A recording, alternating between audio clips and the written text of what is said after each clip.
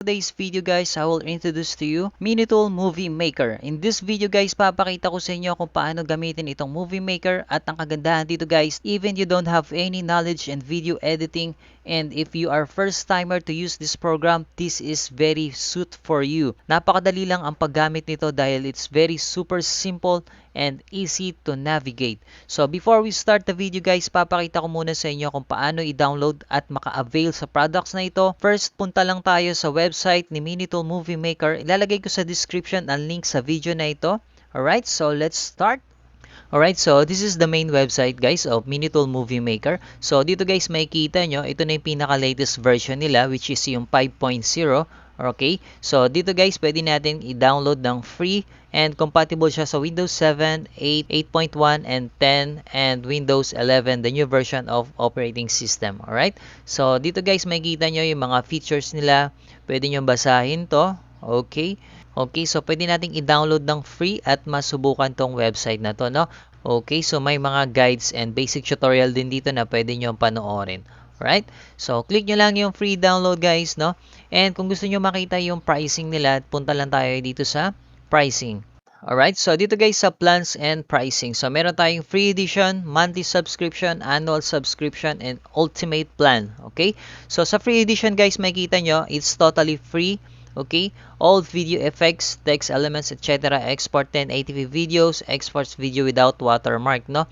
Export the first 3 videos without link limit. Export videos within 2 minutes afterwards. Okay, so sa ultimate plan, $59.99 and napakaliit lamang na halaga to guys, no? Para sa 1 license for 3 PC. And this is lifetime free upgrade. And the payment method you can see here. Okay, PayPal, MasterCard, Visa, and other bank cards. Okay, now let's start to download guys. Just go back in home and click the free download. In my case, I have already, so I'm gonna show it to you. Alright, so this is the file guys that we already downloaded. Just double click it to run the program and click next, accept, next, and that is so very easy. Okay, so click finish.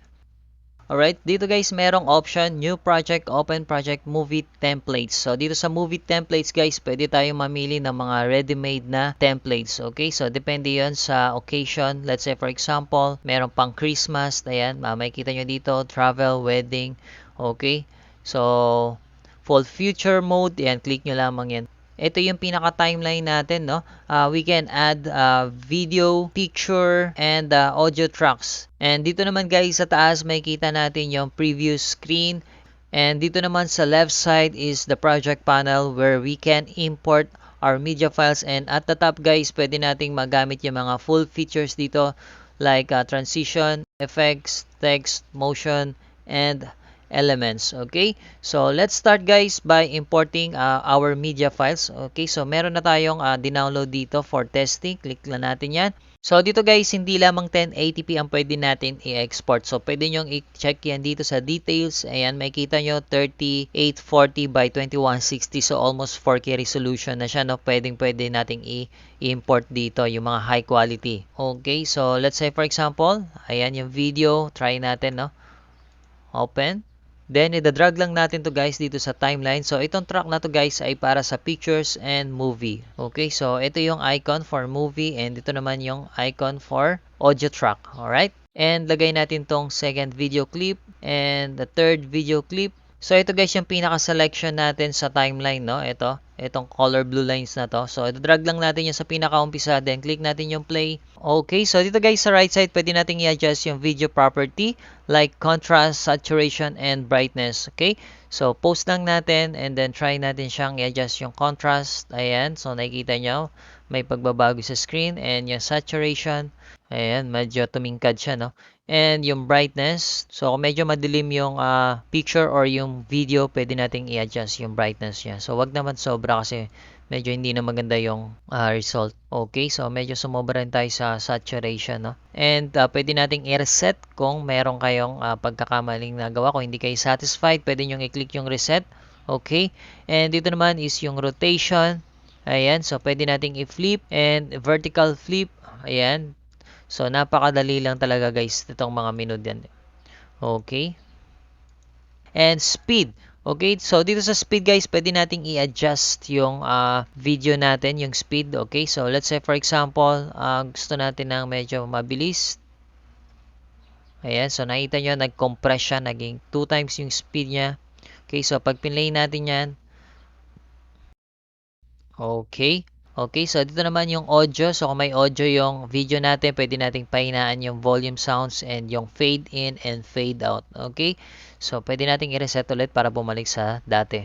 Alright, so try natin siya lagyan ng mga effects guys, no? Click lang natin tong transition. Okay, so makikita nyo dito guys, nakakategorize na siya from advanced, diagonals, iris, page fill. So mamimili lang tayo guys. So all lang natin siya para makita natin lahat ng transition effects. Okay, so mamili lang tayo dito guys, no? Let's say for example, tapat lang natin yung cursor.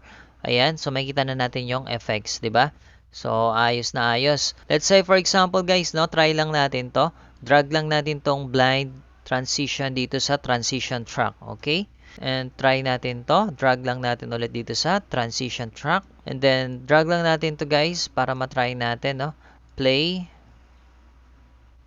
Oh, nice. 'Di ba? Ang smooth. Now, try naman natin mag-add ng media. Okay, so add tayo ng pictures. Okay, try natin to. To select more guys, just press Ctrl on your keyboard and then click the image. Okay, and then click open. Okay, so drag lang natin yung pictures. Ayan. And then another picture and another picture. And then lagayan natin ng transition. Okay, so for example, ito, drag lang natin. Ganun lang kasimple. Okay, then lagyan natin siya ng effects. Okay, so try natin ito. Okay, drag lang natin sa mismong picture. And try natin tong isa. Okay, drag lang natin. And this one. Alright. So, pwede rin natin lagyan ng effects yung video natin, no? Let's say, for example, old photo. So, drag lang natin yan. So, pag play natin, ayan na siya. Diba? Okay. So, pwede rin natin siya lagyan ng text. Pwede tayong mag-add ng text, no? From the beginning. So, click lang natin yung stop para mag-start siya rito sa first. So, ayan, marami tayong pagpipilian dito, no? Na-caption na gusto natin. So, let's say, for example, ito, drag lang natin yan dito sa taas. Okay, so ito yung track natin sa taas, no? Para ma-rename natin or pwede tayo mag-select dito sa text editor. Okay, so lagay lang natin. Let's say Extreme Adventure. Okay, and pwede nating i-drag to para sumakto. Ayan. And yung text, pwede natin palitan. Okay. So, nasa inyo kung anong gusto nyo. Right? And ito yung size. And ito yung alignment. Okay? So, pwede pa natin yan i-move dito kung gusto nyo. Ayan, center natin. For example. Okay. Ayan. So, pwede nyo i-diretso yan. Center. Right? Okay. So, pwede natin din yan i-move dito. Basta nakaset lang yung ano natin, no? Itong line na to. Okay, so move natin ng konti. Ayan, so automatic yan susundan niya tong line na to. Okay, so maglagay tayo ng end title guys na for example this one. No? Drag lang natin yan dito sa pinaka-end. Okay, then lagay natin.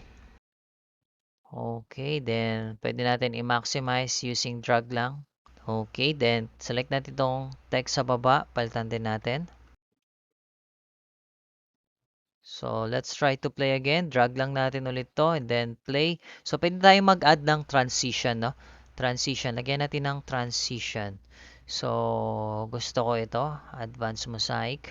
Or ito na lang, no? Blind Horizontal. Okay, now try natin. Ayan, so move nyo lang guys hanggang sa sumakto siya dun sa box. Okay, so let's try again. Ayan, so pwede din tayo maglagay pa ng ibang effects. Drag lang natin siya ulit dito. And then, hanap tayo ng ibang effects. So, text, motion, text, elements, motion. So, pwede tayong maglagay guys ng motion. Let's say, for example, ayan, may kita nyong effect, sample effects niya pag tinapat natin yung mouse, no? Ayan. So, try natin to guys. Drag lang natin yan sa video. Okay, so ayan, na-add na siya rito. Okay, so ganun lang guys, no? Drag and drop lang. So, let's say, for example, ito naman, lagay natin dyan. Ayan. And punta tayo dito sa elements. Okay, then pwede tayo mag-add ng any elements na nandito. Let's say for example, this one, drag lang natin siya dito sa taas guys, no? So, pagdating dito guys sa taas, ito yung track ng mga text and elements, okay? So, pwede nating i-move yan. Lagay natin siya dito, okay? Pwede kayo maglagay pa kung gusto nyo. Ayan, so drag lang natin siya. Okay, so pwede natin siyang i-resize. Okay, so pwede siyang isakto dito sa picture. Okay, and pwede nyo rin i-drag yung picture kung gusto nyo pahabaan. Okay, ayan. Ayan, kung gusto nyo mas matagal yung duration niya. Ayan, 4.7 seconds, 4.9, 5.2 seconds. Okay, ganun din sa video kung gusto nyo siyang iset. Okay, so syempre maximum na yan. So hindi na siya pwede dahil yan ay pinakasagad niya. Alright? Okay, now naman guys, lagyan natin siya ng audio, no? Okay, import lang tayo ng audio, for example. Ayan. And then, drag lang natin siya dito sa audio track. Okay. And pwede natin i-adjust yung volume dito sa right side. Ayan, painaan lang natin yung sakto lang. And dito nga pala guys, no, pwede natin i-ano yung fade in at saka fade out para pag nag-end siya, hindi siya ganun ka pangit yung ending. Okay? Okay, play natin.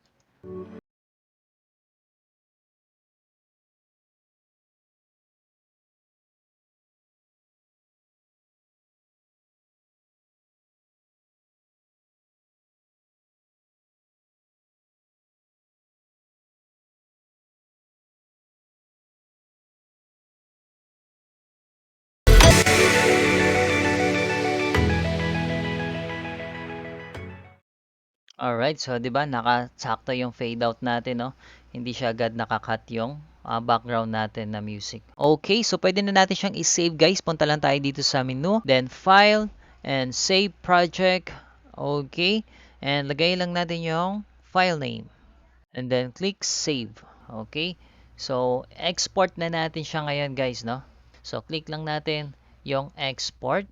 Okay, so dito guys, merong option dito PC or device.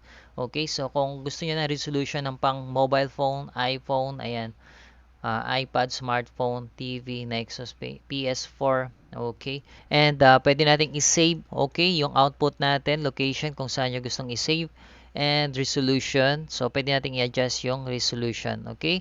So, dito guys, pipili natin is PC version, okay. So, click lang natin yung PC. So, siya nga pala guys, no, free edition. Export the first 3 videos without link limit. So, afterwards, export video up to 2 minutes in length. So, makikita nyo guys, kasi free edition lang tayo. So, meron tayong limit lang, no? And nasa inyo guys, kung nagustuhan nyo yung program na to, pwede nyo i-click tong upgrade. Pwede nyo nang bilhin siya, okay? And, punta tayo ngayon dito sa file name. Let's say, for example, okay, so lagyan lang natin ng file name.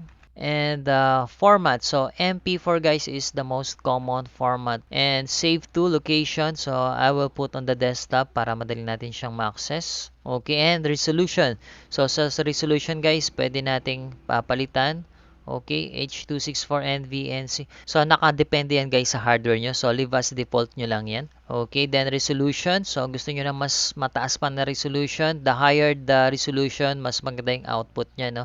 Okay, so, default lang natin siya 1080p. Okay, and bitrate. So, para sa akin, 8,000 yung pinaka-standard na bitrate. Okay, so, nasa inyo kung gusto nyo taasan, no? So, the more na mas mataas yung bitrate, so, tataas din yung size ng file, no? So, better, good, best. So, pag bines nyo yan, syempre, mas mataas yung bitrate nya. Okay, so, dito lang tayo sa better para hindi siya ganun kalaki, no?